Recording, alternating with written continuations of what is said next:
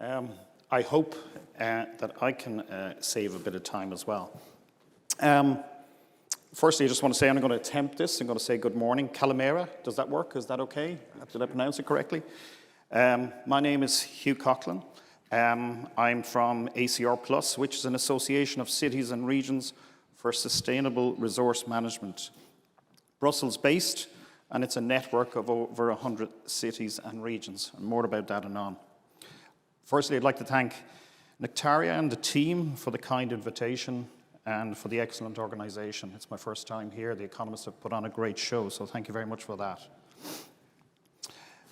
Now, I'm going to get broad brushstrokes today, so I'm going to kind of maybe talk about the challenges and use Ireland and Greece as an example, and maybe give some solutions in terms of our organisation, ACR Plus. We're here to help. So challenges, some advice, and the offer of assistance. So in terms of that, I just thought maybe I would use Ireland and Greece to kind of illustrate and to provide context in terms of the challenges and in terms of that advice and assistance.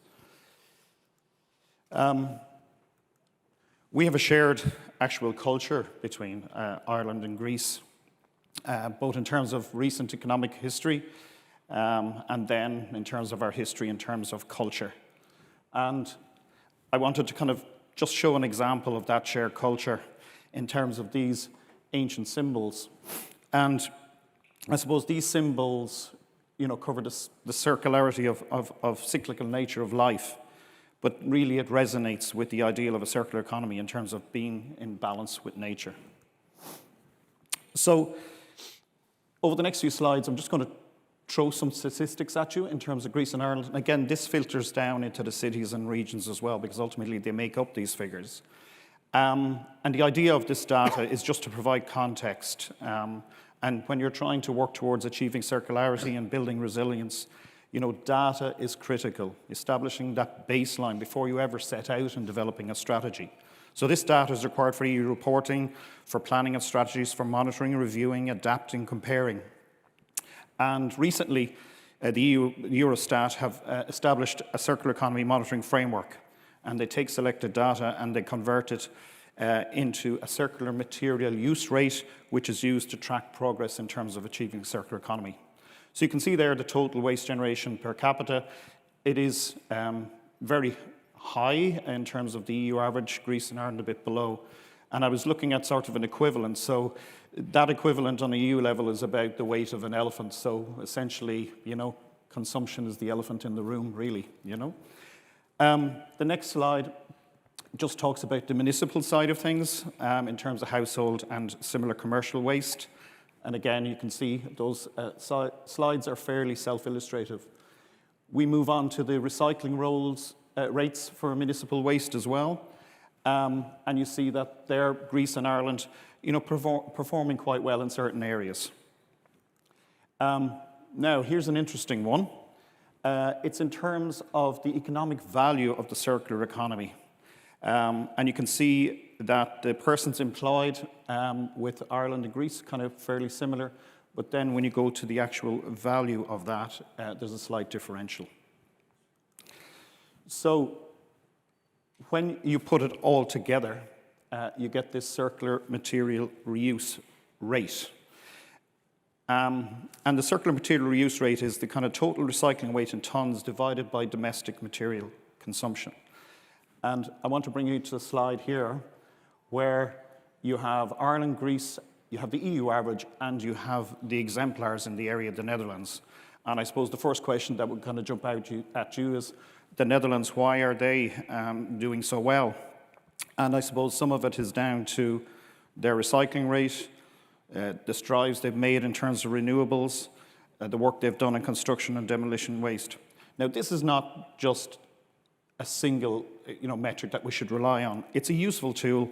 It paints part of the picture. It shows areas of strength, areas for further examination, areas for discussion. EU challenges, look, they're there and conscious of the time. The EU challenges are all there, and I think a lot of you will be familiar with those. In terms of the role that cities can play, a huge role. Cities and regions are critical in terms of scale, impact, influence. We collectively, local and regional governments, 2 trillion spend per annum.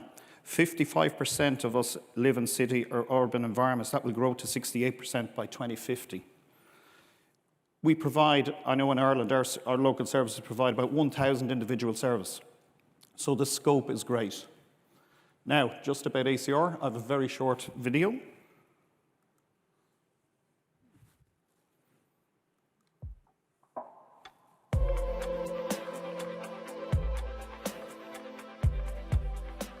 In a world striving for sustainability and resource efficiency, ACR Plus is a vibrant community of partnerships and cooperation.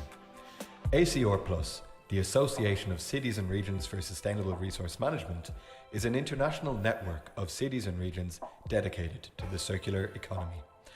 Our network has over 100 members in 25 countries, with over 1,100 municipalities represented. Our mission is to prevent waste, optimize waste management, and champion the circular economy, all while creating a network for sharing knowledge and encouraging practical action.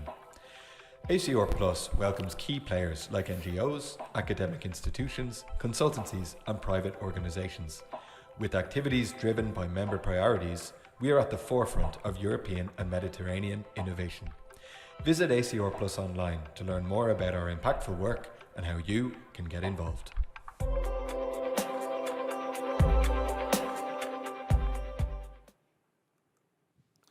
Yeah. So the advice, I'm going to leave it there with you because it's kind of said that in the slide. And the reasons to join us are there, and you can scan that code. Just one little story before I go. It's a story about a 7-year-old boy, and that was me. About 45 years ago, I got assigned a project in school.